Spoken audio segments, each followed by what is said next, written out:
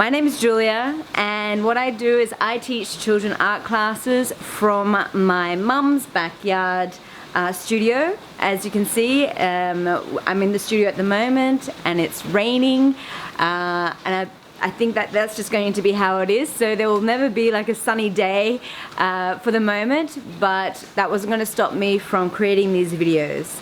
You can always make up an excuse to not do something, but I thought, you know, I'm either going to do it and just keep on going, doesn't matter what other things are coming in to distract or to not make it the perfect time. And I must say that's one of the things that I have had issues with before, where I am a bit of a perfectionist, where I like to have things done in a certain way, but I've learnt to try and let that go, especially with now what's going on. There's so many changes that are happening and so many things that are happening that we need to adapt. We all need to be adapting and be patient, and to be compassionate as well. So as I create these video series, I do have a heading, you know, a thought in mind, which I sort of think about. And one of the things about patience is, with my work, when I teach children, that is a huge part of, as a teacher, is to be patient, to see the development of when children are growing, and to be patient with all the things that they're having to do to learn, to become larger humans. And that's also to go with saying with when they're doing art classes as well. So with these series of videos, I'm trying to give you a bird's eye view, or a little of what I actually do within this studio space. I have been keeping it quite secret. Well, not really purposely secret, I just wasn't feeling very comfortable being in front of a camera.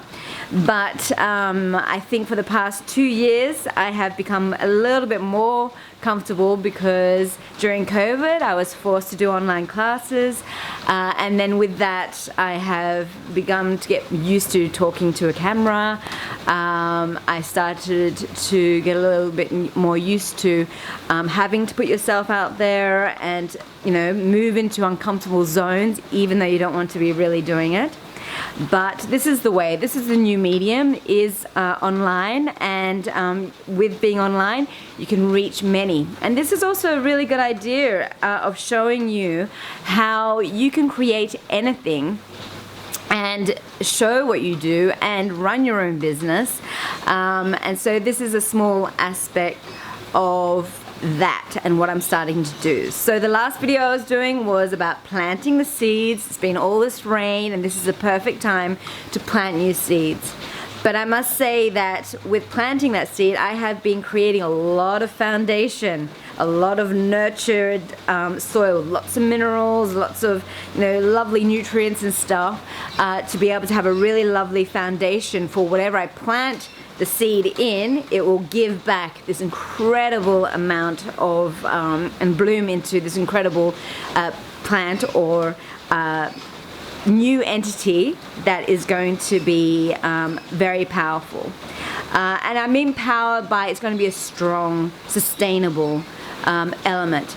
So with that, I want to give to you these YouTube, just for 20-minute segments, and I would like to offer it. I'm just working out with these segments, I'm testing out obviously the camera, the background a little bit, where's the best way to film, and then when I get into a regular habit you'll see a continuity, and I will be able to keep on, you know, getting more comfortable with this medium. And that would be the same sort of feeling, I'm guessing, that my younger students would have when they attend my classes for the first time, you know.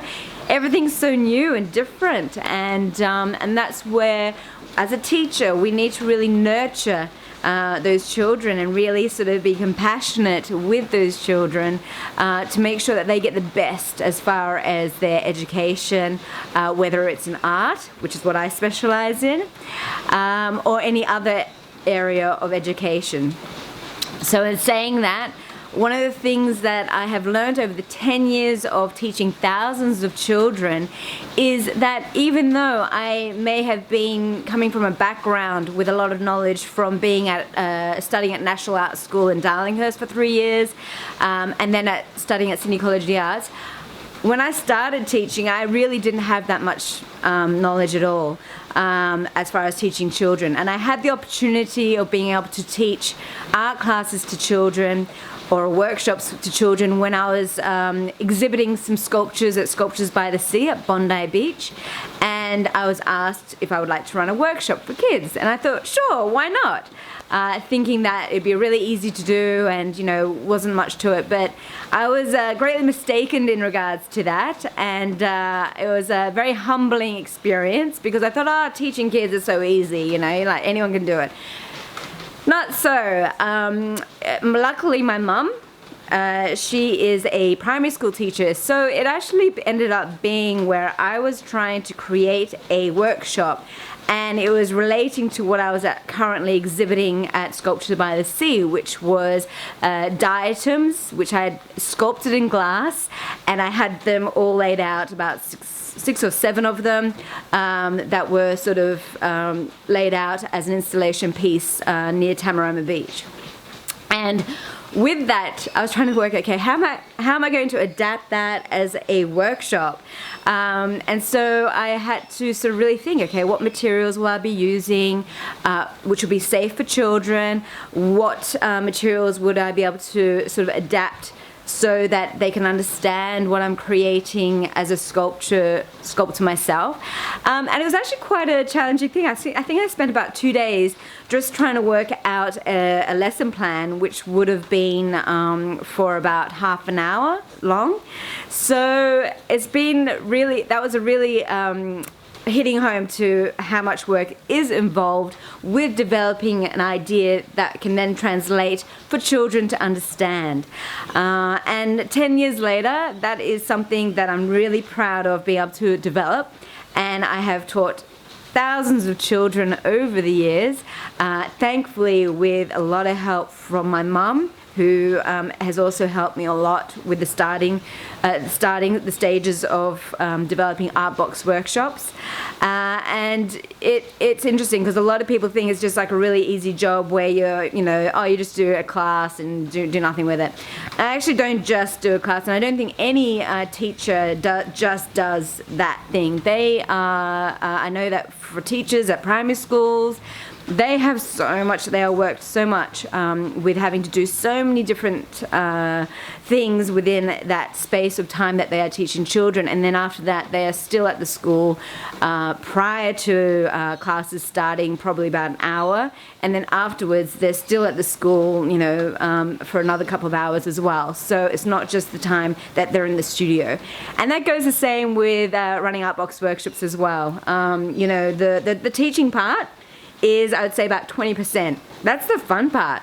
You've got so much that you need to work out in the background, but what I'm wanting to try and offer to you is to help you with all of that other 80%, which I have been spending a lot of time to develop, to really sort of try and refine and develop a lovely method of teaching. So what I teach to the children is pretty much very similar to what I learnt at National Art School. As far as the first year, when I was studying there, that in that first year it was the foundation, and I've pretty much copied what they were teaching me, and that is what I'm teaching now to primary school children, even from the early ages of year 6. And I've also done I've also taught at preschools as well for the senior years, and I've had experience at Explore and Develop, which is a daycare that I worked at for a couple of years as well, where I went in and I was hired to go in and teach a class each week so that they would be able to have a lovely major work on exhibition for the end of year party that they were hosting. And that was actually quite an interesting thing, because that actually was the seed that was planted for me to have the idea that I need to go online and teach this and show this to people, so it can help people whether they are in a care setting where they're looking after children, or to inspire you as an artist if you're wanting to teach children as another side of source of income. So when I was at Explore and Develop and I was doing these classes, what was happening is I would come in as the art teacher, and the first artwork that they wanted me to create or to teach was a sculpture of a cockatoo. So they wanted to, with that process of teaching sculpture, I go through the whole process of they learn how to draw the cockatoo. They then learn how to create that cockatoo as a design. And then they also understand the limitations of clay, working with it, the size, and then also the layers and what's needed to then create a sculpture in clay, air drying clay that will work. And after that they painted it and so forth. So that was a really interesting exercise, and I do remember that I had a lot of art of the teachers around me who were watching and assisting whilst I was teaching the classes, and they were making notes and they were doing drawings of everything that I was teaching and so forth, so that anyone that missed that class could then would be able to catch up by them teaching them what I taught in the previous lesson. And that got an idea in my mind, you know what, why don't I just create videos on what I teach, so that if there's ever a carer who is wanting to sort of teach a child how to do something, they can just watch my videos, and that'd be really easy for them to then sort of create, rather than, I think what they were mostly doing at the daycare was they were doing a craft where they were doing paper craft or making hats, or they were doing different sort of, I can't remember actually seeing what they were actually, like sort of finger painting, or they'd do different collages and things, but they didn't actually have lessons where it was like, 1 week you'd start on the design concept, the second week you'd develop that design concept into a sculpture, and so forth. So they didn't actually have a method or, a curriculum that was being followed. It was just like one-off craft things, like, with threads and so forth, which is lovely to do. And I actually enjoyed it, because my background, as well as being a sculptor, I also loved designing jewelry, and I used to sell at the Kirribilli markets when I was studying. So, these are things that I was doing as extra income revenues when I was developing myself as an artist, and trying to see other areas where I could sell my work. I also have done I was doing portraits, so I painted a lot of portraits, and I did a lot of commissions for portraits as well. So these have been all different things, but I think that my most sustainable and most rewarding business has been art box workshops, and that has been because I had created a really solid foundation with the curriculum, which took a few years. I'd say about 3 years to actually develop and to get things running. I started the school with school holiday workshops. So what I was doing is I was teaching at my mom's studio here at school holidays, and I would create a full day workshop which aligned into the working hours for parents from 9 to 3 o'clock, and those workshops, the starting point of those have progressed, so I now have all of the school holiday workshops theme-based, and I basically have every summer, every 3 years, a different workshop, and then every autumn or Easter time and winter time or springtime, we all have different themes and different workshops that I cycle, which I can just cycle. So that gives me time now to develop my online work. And so at this stage, with the online work that I'm doing, it is like I am writing a book. I am filming, I am writing, and I'm basically all of my online classes are being written and then uploaded onto our membership platform. So it's all available to see as I'm building it, and it's you're getting classes every 2 weeks, and then with this YouTube channel, it's bringing awareness to what I actually do. This is me opening my studio to the public in a safe way where more people can see what I do, but it also may plant seeds and gives you ideas for what you can do within your own space wherever you are living or working. So I'm looking at showing you some videos as well of the online classes that I've created, and I will be sharing this with you. So please do subscribe to the channel. The more times that you subscribe, this is then be able to open up to more people to be able to share this link to other people that you may think would suit, because I'm going to be giving you a lot of information. One of the first videos I was thinking of sharing with you is actually what we're working on at the moment in the studio, which is the fundamentals of drawing. So this is something that I did have as a subject when I was at the National Arts School, and it is a really important part of learning, and especially just with the foundation of how to draw something, learning about how to create the illusion of form with shading and tone in both black and white and color. And it is also how to paint using acrylic paints and also watercolor paints and then charcoal. So one of the videos I was wanting to share with you with the next video, I think, I'm looking at it, I'm just seeing how I progress with the YouTube videos. It'll be the next couple of videos I will show, is actually what I'm teaching at the moment, my students, which is for the younger students. So I change the way that I teach for the very younger students so that they are able to achieve a result which is very similar to the older students. And I've learned this really lovely method of teaching and developing something where it is you're nurturing and being able to work with younger children. So even though they've only just learned how to use a paintbrush or have learned how to use a pencil, let alone a paintbrush, they are able to create something which is really quite beautiful as a major work that they can be really proud of. But then the progression of that is when I teach the older students, once all the children have the ability to control their brushes, they are able to paint within a space, and they have had the practice of using the medium such as pencils and their paints. They then go on to doing pure watercolors, meaning that they'll have the layers put in, and those layers is what is permanently there, so there is no room of deleting.